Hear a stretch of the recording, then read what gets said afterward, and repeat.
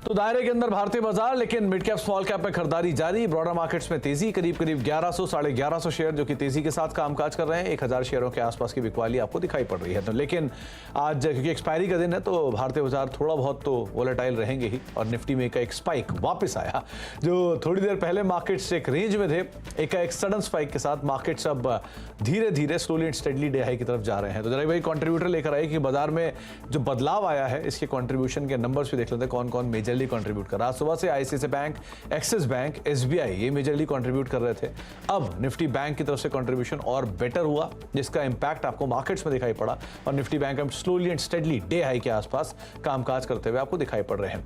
अगर निफ्टी के की कंट्रीब्यूटर्स के ऊपर नजर डाली जाए तो आज बैंक्स तो सपोर्ट कर ही रहे हैं, लेकिन एक तरफा प्रेशर दूसरी तरफ कोटक महिंद्रा बैंक भी बना रहा है।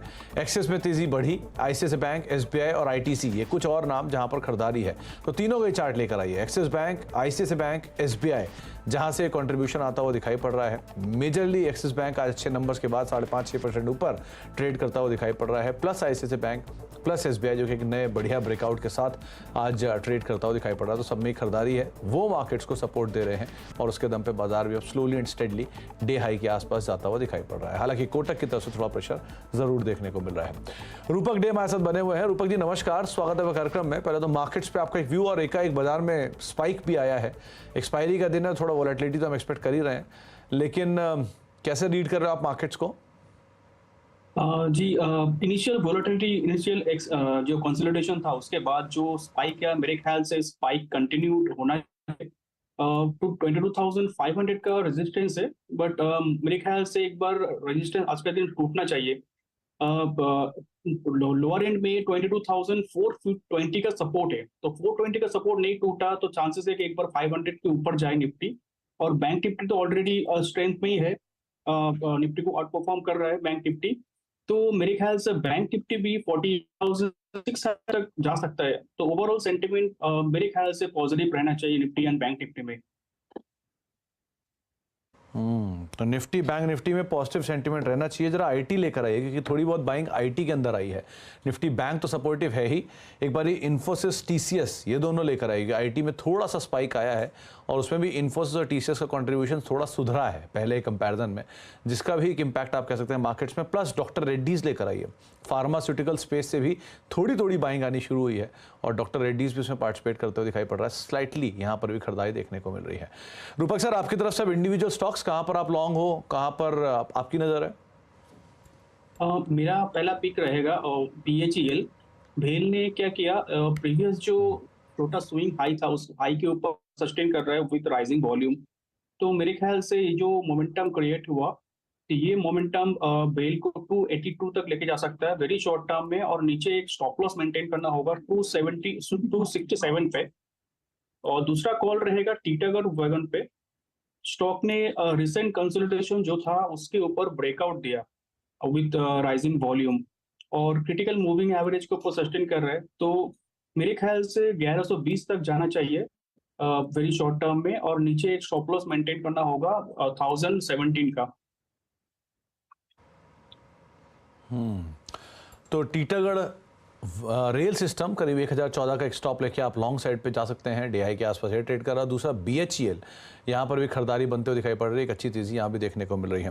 एक बार इंडिया विक्स लेकर आइए, किस तरह की सिचुएशन वहाँ पर देखने को मिल रही है, क्योंकि आज सुबह से 8% के आसपास की तेजी इंडिया विक्स में थी और अभी भी 9% के आसपास की तेजी यहाँ पर बरकरार है। तो आज सुबह से ही इंडिया विक्स तेज है, क्योंकि ये इंडिकेटर बाजार की गिरावट का नहीं है, बाजार की वॉलेटिलिटी का है। और वॉलेटिलिटी जैसे बढ़ती है वैसे वैसे इंडिया विक्स के अंदर भी हलचल बढ़ते हुए दिखाई पड़ती है। तो 8-8.5% ऊपर ये आज कामकाज कर रहा है। और मार्केट्स भी देखिए आप कितना वॉलेटाइल है कि आज सुबह एक बड़ा डिप और फिर वहाँ से एक बढ़िया कम बैक मार्केट्स ने एक स्पाइक के साथ अब डे हाई के आसपास निफ्टी बैंक कामकाज कर रहा है। रूपक सर, 2-3 नाम जिस पे आज बात करना ज़रूरी है। पहला तो एक्सिस बैंक, शानदार नंबर, बाजार ने बहुत स्ट्रॉन्ग रिएक्शन दिया और उसके सामने जो एक दूसरा मेजर सपोर्टिव बाइंग है वो है एसबीआई की तरफ से। कैसे रीड कर रहे हो आप एक्सिस बैंक और एसबीआई को? जी, एक्सिस बैंक ने तो गैप अप ओपनिंग दिया। प्रीवियस जो डाउनवर्ड कंसोलिडेशन था उसका ब्रेकआउट दिया। तो मेरे ख्याल से एक्सिस बैंक पे जो स्ट्रेंथ दिख रहा है, ये स्ट्रेंथ एक्सिस बैंक को 1220 तक लेके जा सकता है शॉर्ट टर्म में। और जो आज का दिन का जो लो है वो लो को स्टॉप लॉस मान के पोजीशन, लॉन्ग पोजीशन बनाया जा सकता है। इवन एसबीआई में अगर बात करें तो एसबीआई का चार्ट भी ऑलमोस्ट सिमिलर एक्सिस बैंक के जैसा ही है, डाउनवर्ड्स कंसोलिडेशन का ब्रेकआउट दिया था और प्रीवियस स्विंग हाई के ऊपर भी ट्रेड कर रहा है। तो एसबीआई में जो स्ट्रेंथ दिख रहा है वो स्ट्रेंथ एसबीआई को 850 तक जा सकता है शॉर्ट टर्म में। 778 का एक स्टॉप लॉस मेंटेन करना होगा स्टॉक में।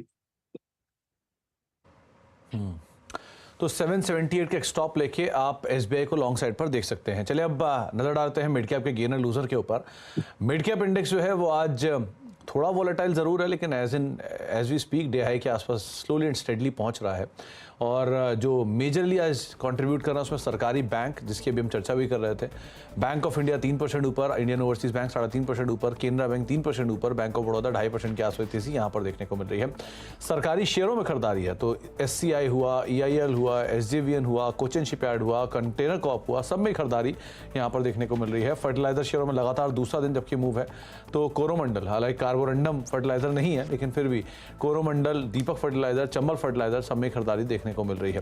मिड कैप के चढ़ने वाले शेयरों में आपको दिखाई पड़ेगा गॉडफ्रे फिलिप्स, एक डबल अपग्रेड के बाद भारत फोर्ज 8% ऊपर, MCX जो करीब 8% ऊपर है कल की वीकनेस के बाद।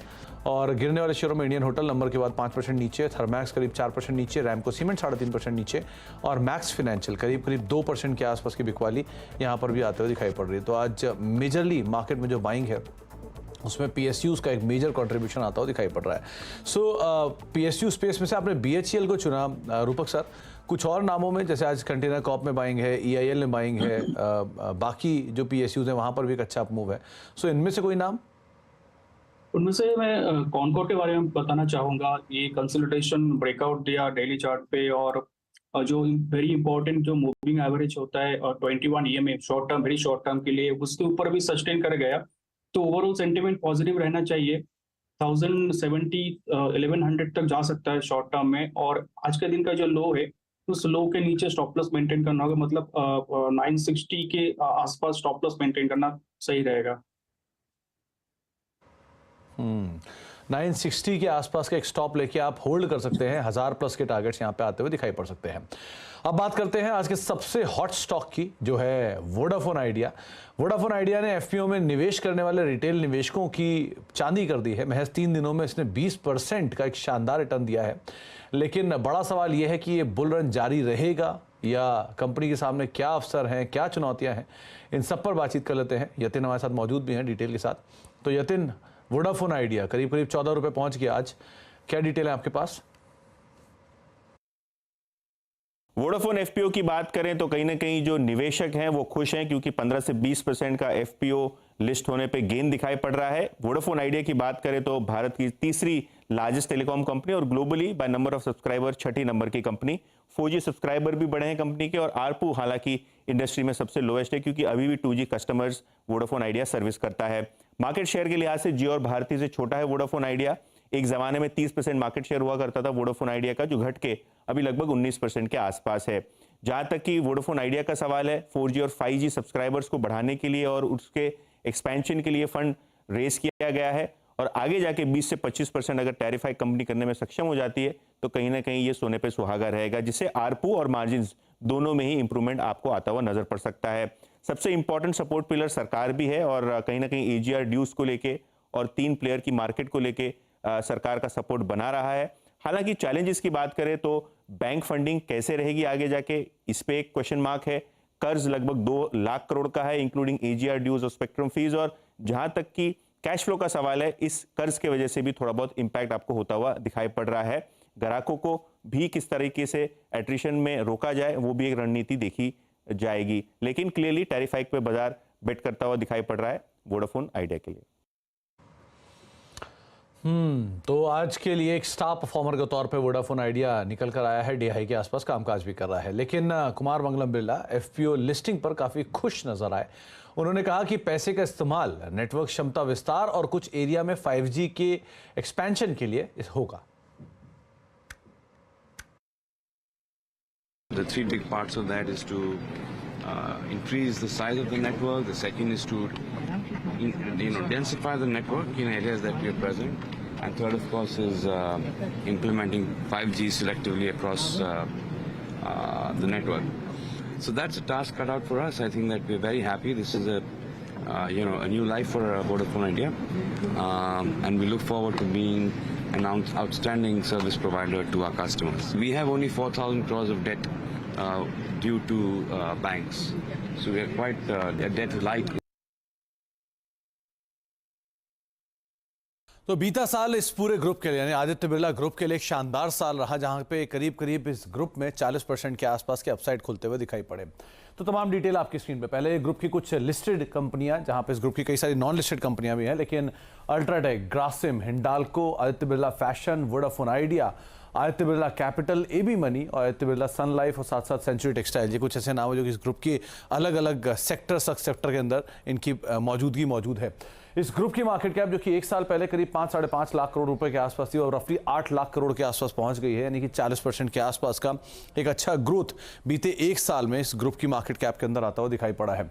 रिटर्न वाइज देखिए तो अल्ट्राटेक 17% का पॉजिटिव रिटर्न रहा, ग्रासिम 25% चल चुका है बीते 6 महीने में, आदित्य बिरला फैशन 23% के आसपास का पॉजिटिव रिटर्न यहां से आता हुआ दिखाई पड़ा। कुछ और कंपनियों की अगर बात किया तो उसमें हिंडाल्को जैसे स्टॉक जो कि एक बढ़िया तेजी 38% के आसपास की देखे गए, आदित्य बिरला कैपिटल 25% चला, सेंचुरी टेक्सटाइल 72% की शानदार तेजी यहां पर भी आते हुए दिखाई पड़ी। लेकिन इस ग्रुप के अंदर कई सारी एक्टिविटीज होते हुए दिखाई पड़ी। मिसाल के तौर पर पेंट बिजनेस में ग्रासिम की एंट्री एक बड़ा गेम चेंजर था, खासतौर से वीएसएफ कारोबार से कंपनी पेंट कारोबार में उतर रही है और करीब करीब 10,000 करोड़ रुपए के आसपास का केपेक्स भी कर रही है। इतना ही नहीं, कंपनी ज्वेलरी कारोबार में भी उतर रही है और उसके लिए भी करीब करीब 5,000 करोड़ रुपए के आसपास का केपेक्स कंपनी ने ईयर मार्क कर रखा है। तो ये कुछ बड़े अपडेट जो कि ग्रासिम में हुए। इसके अलावा है अल्ट्राटेक, जिसने अपनी कैपेसिटीज को करीब करीब 200 मिलियन टन पर एनम पहुंचाने की बात कही है और उसके लिए कई सारे एक्विजिशंस भी कर रहे हैं, जिसमें केशवराम इंडस्ट्रीज का भी एक्विजिशन होता हुआ दिखाई पड़ा। साथ ही साथ इस ग्रुप में हिंडाल्को, जहां पर वो अपनी कैपेसिटी को बढ़ा रहे हैं और ना केवल अपनी कैपेसिटी को बढ़ा रहे हैं बल्कि रिसेंटली उनका केपेक्स लेवल भी बढ़ा है। $4.4 बिलियन के आसपास का केपेक्स प्लान है, जिसमें एलरिस और नोवेलिस दोनों की कैपेसिटीज को फर्दर बढ़ाने के ऊपर कंपनी कामकाज कर रही है। हिंडाल्को के अलावा अगर कुछ और ग्रुप या कंपनीज की बात की जाए जहां पर आज मेजर इंपैक्ट है तो उसमें आदित्य बिरला फैशन काफी इवेंटफुल रहा ये साल इस कंपनी के लिए भी, और वोडाफोन आइडिया जहां पे 18,000 करोड़ रुपए का एक मेगा एफपीओ कंपनी ने किया है और कई सारे बड़े नाम इस एफपीओ के अंदर पार्टिसिपेट करते हुए दिखाई पड़े। इसके अलावा आदित्य बिरला फैशन के अंदर जहां पे 2 बड़े इवेंट हुए, पहला तो इनके डीमर्जर को लेके जो कि मधुरा फैशन को ये डीमर्ज कर रहे हैं, वो एक बड़ा वैल्यू लॉकिंग कंपनी देख रही है और साथ ही साथ कंपनी ने रिसेंटली एक एक्विजिशन भी किया 1650 करोड़ रुपए में टीसीएनएस के आसपास। तो ऐसे कई सारी खबरें, कई सारे ट्रिगर इस ग्रुप के साथ बने, जिसके दम पर रफली 40% के आसपास का अपसाइड खुलता हुआ दिखाई पड़ा।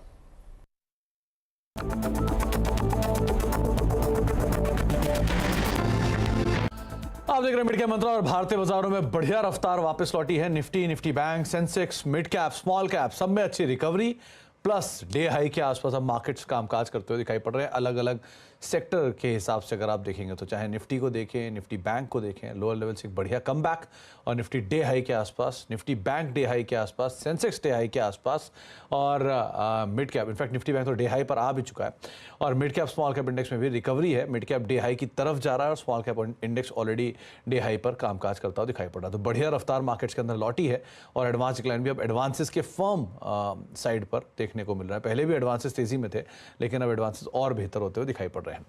कुछ नंबर्स जो कि कल आने वाले हैं उनके ऊपर नजर डाल लेते हैं। सबसे पहले एडवांस डिक्लाइन है, 12-12.5 शेयर तेजी में और 1000 शेयर बिकवाली में कामकाज करते हुए दिखाई पड़ रहे हैं, जो करीब करीब 11-11.5 थे थोड़ी देर पहले तक। अब कल आने वाले नंबर्स के ऊपर नजर डाल लेते हैं। कल बहुत सारी निफ्टी कंपनियों के नंबर्स भी हैं और प्रोमिनेंट एफ&ओ कंपनियों के नंबर्स भी हैं, लेकिन अगर कुछ नंबर्स की बात करें तो श्रीराम फाइनेंस निफ्टी का न्यू एंट्रेंट करीब 5100 करोड़ रुपए के आसपास के एनआई का नंबर अनुमान है बाजार में 4181 करोड़ के सामने, और मुनाफे फ्रंट पर भी 1300 करोड़ रुपए के सामने करीब 1500 करोड़ रुपए का मुनाफे का आंकड़े का अनुमान है। क्यू ऑन क्यू बेसिस पे भी ये नंबर अच्छा रहेगा क्योंकि डिसबर्समेंट के नंबर इनके बेटर आएंगे इस बारी। करीब जो डिसबर्समेंट का नंबर है वो 40,000 करोड़ रुपए के आसपास है। एयूएम के नंबर में एक अच्छी ग्रोथ देखने को मिलेगी, प्लस करीब 2.2 लाख करोड़ रुपए के आसपास के एयूएम के ग्रोथ का अनुमान ही बाजार लगाकर चल रहा है और एक अच्छी कमेंट्री गोइंग फॉरवर्ड रहने का अनुमान है क्योंकि इनपुट कॉस्ट थोड़ी सी ईज आउट हुई है तो उसका इंपैक्ट मार्जिन पर रहेगा, इसलिए मार्जिन भी थोड़े बेटर रहेंगे। तो एक अच्छे नंबर श्रीराम फाइनेंस में बाजार अनुमान लगाकर चल रहा है। दूसरी तरफ जो दूसरा नंबर आना है वो है एसबीआई लाइफ का। अब तक एसबीआई लाइफ ने आउट परफॉर्म किया है नंबर्स के लिहाज से। इस बारी के जो नंबर्स में मिला जुला रुझान है, इनका प्रीमियम इनकम जो है वो करीब 19% बढ़ने का अनुमान है, मुनाफा 7-7.5% टूटने का अनुमान है। न्यू बिजनेस APE 16% के आसपास बढ़ने का अनुमान इस क्वार्टर में लगाया जा रहा है। वैल्यू ऑफ न्यू बिजनेस और करीब 2-2.5% बढ़ेगा, लेकिन VNB मार्जिन टूटेंगे 31.5% से घट के 28%। हालांकि तिमाही आधार पर इनके VNB मार्जिन के अंदर एक अच्छी ग्रोथ आएगी और तिमाही आधार पर इनका जो न्यू बिजनेस प्रीमियम नंबर है वहाँ पर भी एक अच्छी ग्रोथ रहने का अनुमान है। सो Q-on-Q बेसिस पर कुछ चीज़ें इंप्रूव होंगी और इनका जो प्रोटेक्शन मिक्स है या नॉन पार सेगमेंट है वहाँ पर एक ग्रोथ रहेगी। वैसे भी इस पूरे सेक्टर के VNB मार्जिन में YOY बेसिस पे प्रेशर देखने को मिला है, तो शायद SBI थोड़ा सा आउट परफॉर्म करेगा बाकी पीयर से कंपैरिजन, तो इस लिहाज से भी आपको नजर रखनी होगी इस पर भी। तो ये 2 नंबर प्रोमिनेंटली कल आने वाले हैं। जाने से पहले अब खिलाड़ियों का अपडेट भी देख लेते हैं। इस हफ्ते 3 खिलाड़ी हमारे साथ मौजूद हैं और सो फार तीनों खिलाड़ियों में जो सिचुएशन है वो अब धीरे धीरे इम्प्रूव होते हुए दिखाई पड़ रही है। रुचित का जो रिटर्न है वो GSFC में उनकी पुरानी कॉल थी, उन्होंने अपने यहाँ पे प्रॉफिट्स बुक कर लिए हैं 250 रुपये के टारगेट्स के आसपास और 275 का उसका टारगेट था उन्होंने रखा था। रुचित जैन ने एक IEX पर नई कॉल इनिशिएट की, एक स्पाइक भी आया IEX पे थोड़ी देर पहले 167 रुपये के नए टारगेट्स के लिए 152 का एक स्टॉप लॉस यहाँ पर आप मेंटेन करेंगे। प्रदीप जो कि अब तक लीड कर रहे हैं, उनकी पुरानी कॉल थी NMDC, वहाँ पे वो 251 रुपये के टारगेट के लेवल्स के आसपास अपने प्रॉफिट्स को बुक कर चुके हैं, 262 का टारगेट उन्होंने दिया था। इसके अलावा प्रदीप ने हुडको पे एक नई बाय कॉल इनिशिएट की है 230 रुपये के टारगेट्स के लिए, 197 रुपये का एक स्टॉप लॉस यहाँ पर आप मेंटेन करेंगे। जो अब तक की सिचुएशन है उसमें प्रदीप लीड कर रहे हैं 11-11.5% के रिटर्न के साथ। एक बढ़िया रिटर्न अब बढ़ा है रुचित की तरफ से 2%, सीधे 7.5% आ गए वो, और संकल्प का रिटर्न अब बढ़ के 6% के करीब पहुंचता हुआ दिखाई पड़ रहा है। तीनों खिलाड़ियों का रिटर्न आपके सामने है, 1.5 दिन का समय अभी भी बाकी है। ब्रेक का वक्त है, ब्रेक के उस पार आज हम बातचीत करेंगे 2 इंपॉर्टेंट सेक्टर्स के आउटलुक पर। एक होगा रियल स्टेट और दूसरा होगा मेटल। किस तरह के यहाँ पर आउटलुक बन रहे हैं और कैसी सिचुएशन है। तो संजीव अरोड़ा हमारे साथ मौजूद रहेंगे, MD हैम्पटन रियल्टी के, और दूसरी तरफ हमारे साथ आज पार्थिव जॉनसा मौजूद होंगे जो कि मेटल एनालिस्ट हैं। इन दोनों से बातचीत होगी सेक्टर के आउटलुक को लेकर। छोटा सा ब्रेक के उस पार। फिलहाल इतना ही, नमस्कार।